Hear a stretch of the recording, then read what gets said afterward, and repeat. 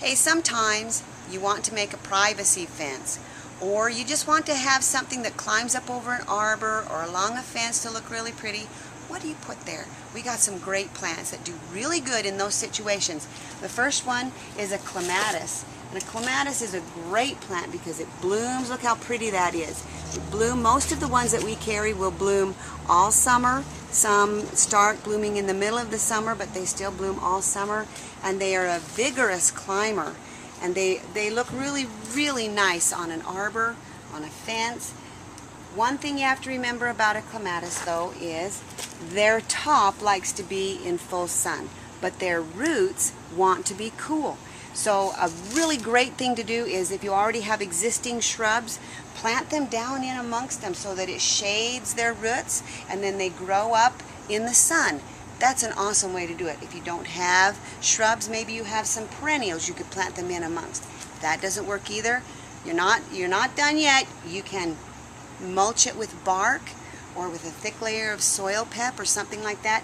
Anything to insulate the ground in a nice circle around so that their roots stay cool. And then your clematis will thrive. A lot of people tend to plant them out where the sun is hot, and then they don't do very well. They think, I don't have a green thumb, I can't make anything grow. It's not true. You just have to keep the roots cool. Another thing to do, or another plant that's really great, is this trumpet vine. It's really a vigorous grower, and it will spread over a fence, and it gets those big orange trumpet-like flowers. They're so pretty. They start blooming midsummer. They don't have a real long bloom period, but they're just spectacular when they do it. One other thing that we've got, you'll see a lot of them planted around here, is a Virginia creeper. And boy, will they ever cover stuff. You plant them on a fence and they will grow 20 feet. They make a great privacy fence. They make little tiny berries that the birds like. But one thing you have to remember about Virginia creeper is they tend to get bug problems. But it's so easy to fix. You just have to put on some bare tree and shrub first thing in the spring when they first start growing and the sap is rising. It will keep the aphids off, the whiteflies off, and keep them looking absolutely gorgeous all summer. Make sure when you plant any of these things that you water them very often.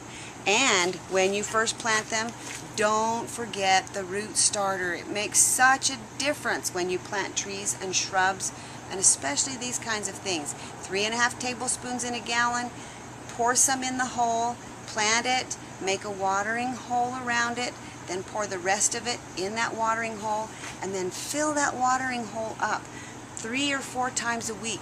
And remember, visualize this, when you're putting the water in there, it's got to be enough water that it soaks down past the bottom of the pot, where the pot was.